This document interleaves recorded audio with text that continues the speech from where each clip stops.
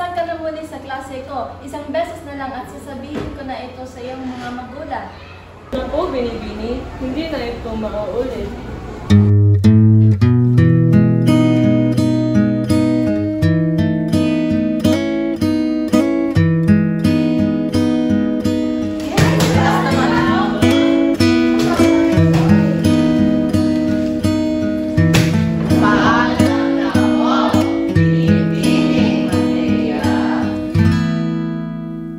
O wag kang tumingin ng ganyan sa akin. Wag mo akong kulitin, wag mo akong tanungin.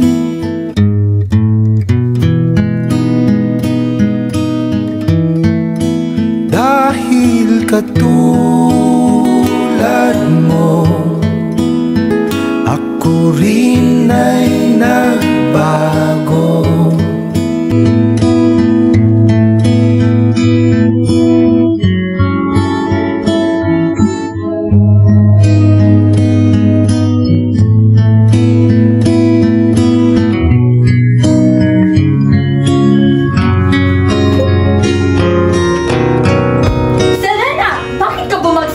Class mo. Di ba sabi ko na dapat ikaw ay nasa unang pwesto sa klase? Hay nako! Pasensya na po, hindi ko po alam. Pumunta ka sa kwarto mo!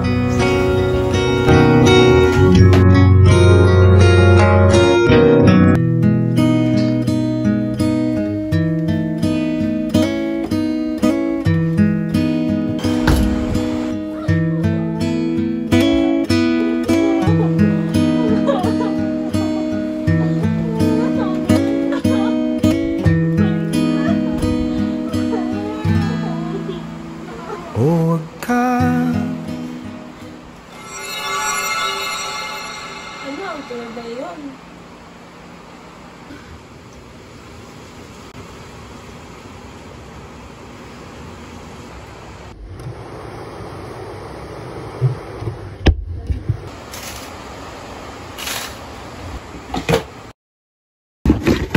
Ito ba yun?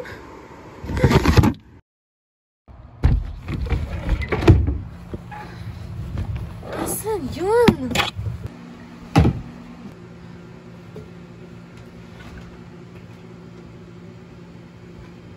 Ito ba yun?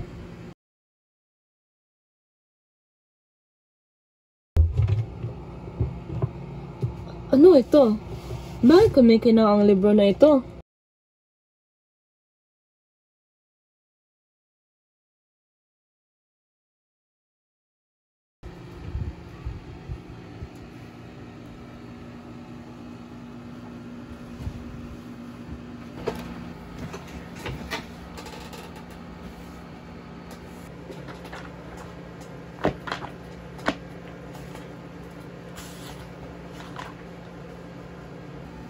Sino si Jose Rizal?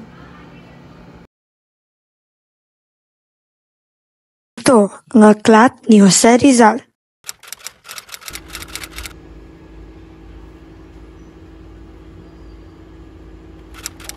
Aray! Aray! Mga anak na yata ako! Aray! Mahal ko! Mga anak na yata ako! Ay! Ay! Mahal ko! Mga anak na yata ako! Ay! Chudoya! Mahal ko! Chudoya! Humiga ka muna! Humiga ka muna! Pasyano! Pasyano! Pasyano! Pasyano! Tumawag ka ng doktora! Sige po tayo! Ay! Aray! Aray! Aray! Aray! Aray! Ang sakit! Ang sakit! Ay!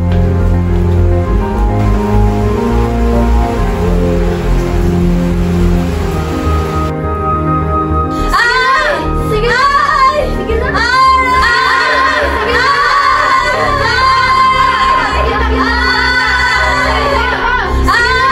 Sige na!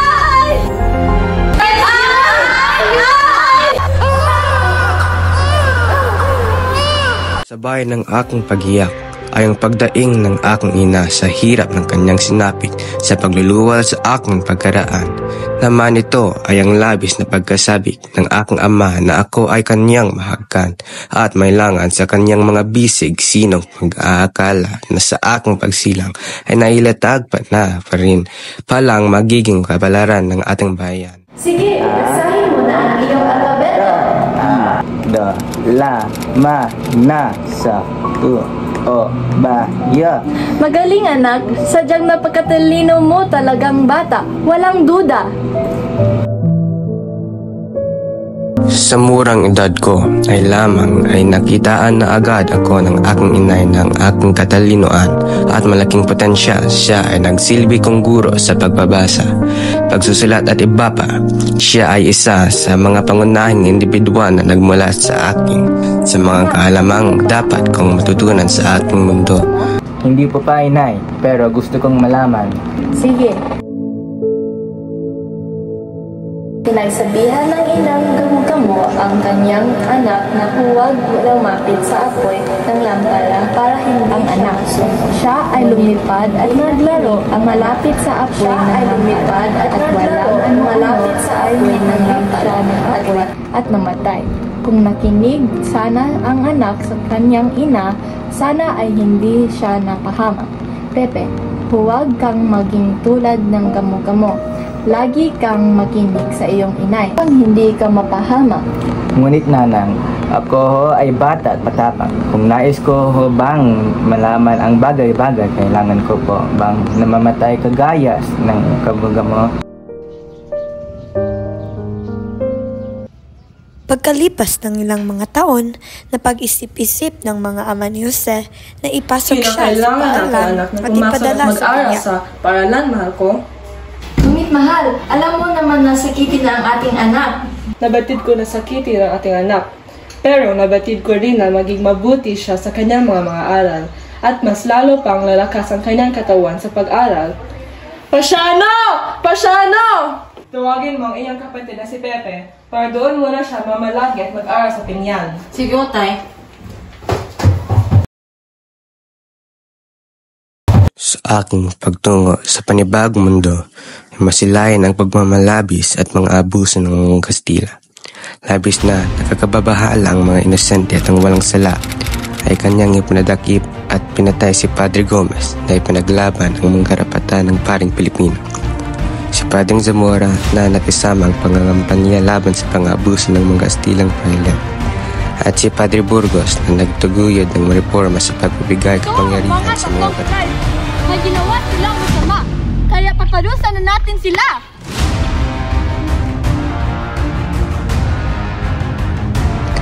Namatay sila sa kasalanan, hindi naman nilang ginawa.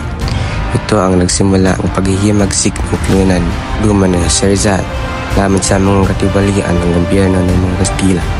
Dito, namulat siya sa pagkikibaka at walang sinuman ang karapat-dapat sa pinagdaanan dito.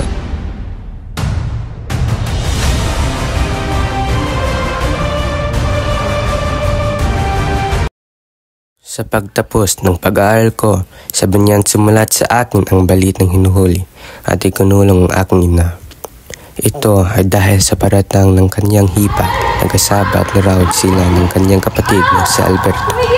Sa pagtatangka niya, siya ay lasong. Simula noon, nang nawalan na akong tiwala sa pakikipagkaibigan. Ano kuya, bakit naman? Ito ay mapanganib. Hindi ko maintindihan. Anong panganib ang nag-aantay sa akin kapag markado ang gamitin kong pangalan? Pepe, naghiganti na ang mga demonyo at Kastila sapagkat sabi nila tayo malapit kay Padre Burgos. Kung ganon, anong nangalan naman ang aking gamitin? Rizal. Rizal ang gamitin mo, Pepe. Ikaw na si Jose Rizal.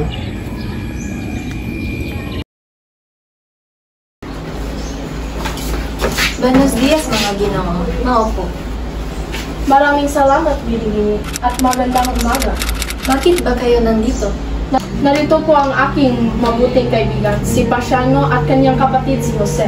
Nais namin na siya ay makapasok sa napakagandang institusyon na ito. Ngunit sa kasamaang palad, hindi na namin maaring tanggapin ang Ginoong ito sa dahilan ng una. Siya ay lumampas na sa natakdang araw ng rehistrasyon ng universidad na ito. At ikalawa, tilay ang wangis niya ay isang patpatin at para sa kanyang edad. Binibini, ngunit nakatitiyak ako na ang batang ito ay magaling, matalino at makapagbigay ng dangal sa inyo na ito. Kaya kung maaari na ay matanggap ko siya. At nagtitiwala ako sa iyo. Ngunit bigyan mo ng katarungan ang universidad na ito, lalo na ikaw. Masusunod, Binibini. Maraming salamat. Maraming salamat.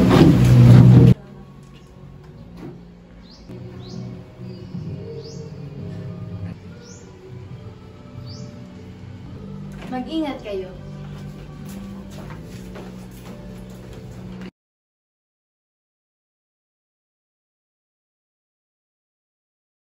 Hindi naging madali ang unang taon ko sa Ateneo. Lubos kong pinaghirapan makamit ang matataas na marka sa aking mga aktibidad. Ito ay dahil sa aking kagustuhan na makabawi at manatuwa sa akin ang mga taong nagbigay daan sa aking pag-aaral dito sa Ateneo. Sa aking pag-aaral ay hindi ikinalang sana hindi kang matataas na mga marka ay aking nasunggit. Dahil dito ay aking din nakatagpo ang isang mahinhin at kaakit-akit na dalaga. Siya ay si Leonor Rivera. Ang kanyang mga tuyap ay singsing ng mga tala sa langit. At doon na nagsimula ang tamis ng mga pag-ibig.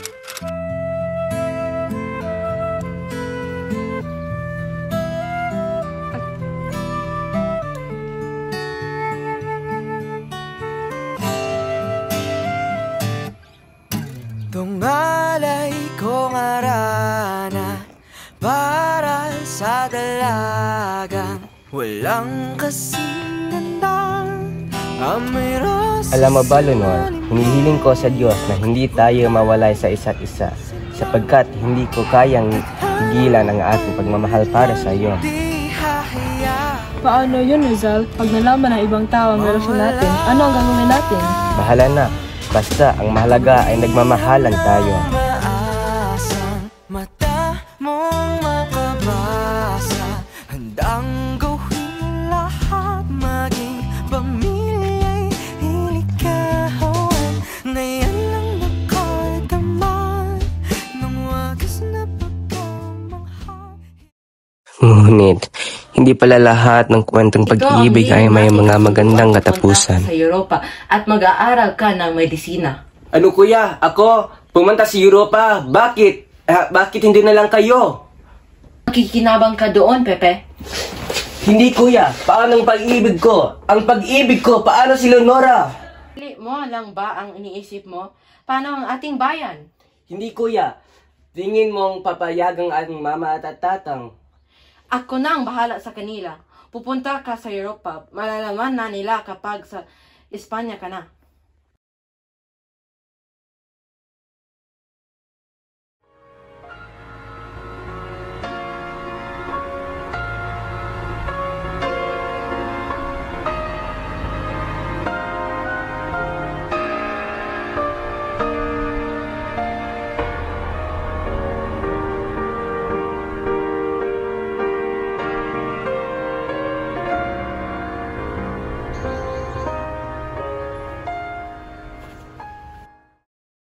Habang ako ay nasa Europa, naging parte ako sa isang kilusong propaganda na nagnanais ng reforma dito ko rin na isulat ng aking unang nobela na aking pinamatagang No Limitangere. Mahigpit na ipinagbabawal ang libro sa Pilipinas. Ngayon pa man ay maraming kopya na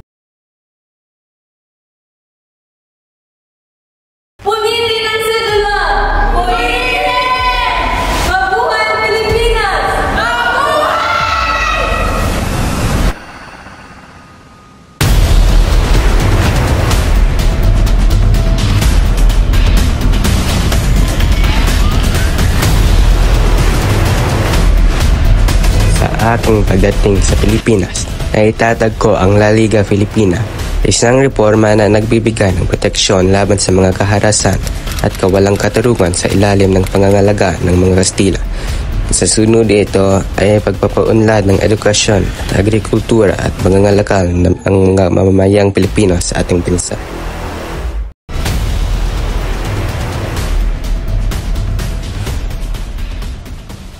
Sa aking pamamalagi sa Dapitan ay may iba't ibang akong naisulong na plataporma sa panggagamot at pagtuturo. Sa panahon ni Rinto ay aking nakilala ang binibining na tinatanging ganda. I heard you're a good doctor. Can you help my stepfather with his eye condition? Yes, I'm a doctor, and of course I can help with your stepfather's eye treatment.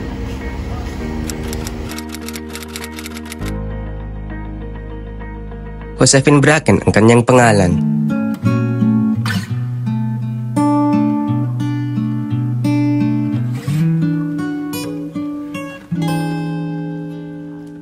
Maaari ko bang padaanin itong musikang galing sa'kin? Huwag sanang iwasan ng tingin, hayaan ng puso'y lambingin. Nais lang naman masilayan ang iyong tinig at kagandahan. Ako naman sana'y pansinin, hayaan ng puso mo'y haplusin. Ano bang kailangan ko para makamit ang Jose Patasio Rizal Mercado via Lonzo Rilonda ay napatunayang nagkasala sa kasong sedisyon, rebellion at pakikisangkot sa pag-aasa. Ikaw ay hatulan ang sentensyang kamatay sa ika-11 Disyembre 1896 bagong bayan. Ikaw, Jose Rizal, ay babadali ng 3 beses sa likod. Pulutong sa ganap, ikapitong sa umaga ng ibagong bayan. Anak! Anak! Anong nangyari? Bakit ganito ang sinapit sa iyong kapalaran? Hindi ko kaya, anak. Hindi ko kaya na mawala ka. Hindi kaya ni Inay! Patawad, ngunit ito ay isang sakripisyo para sa inang bayan at para po sa inyo. Hindi ko nang kaya utisin ang pagmamalupit ng mga Kastila sa ating bayan at sa mga kapang kong Pilipino. Patawad, Inay! Ikat gaya ng gama-gama. Kailangan kong tumugo sa apoy para sa bayan.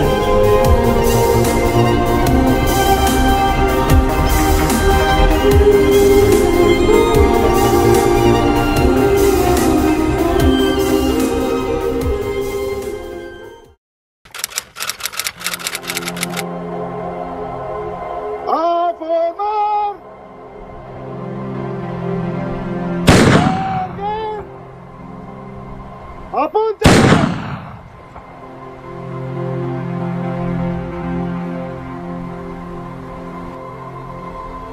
Consumato S.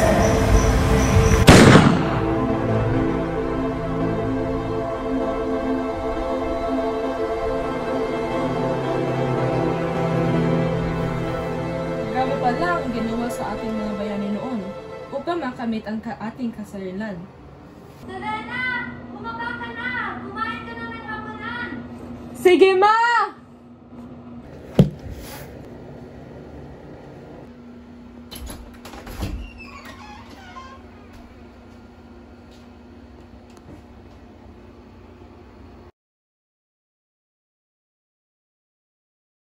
Akala nyo ba ang kapangyarihan ay nasa inyo?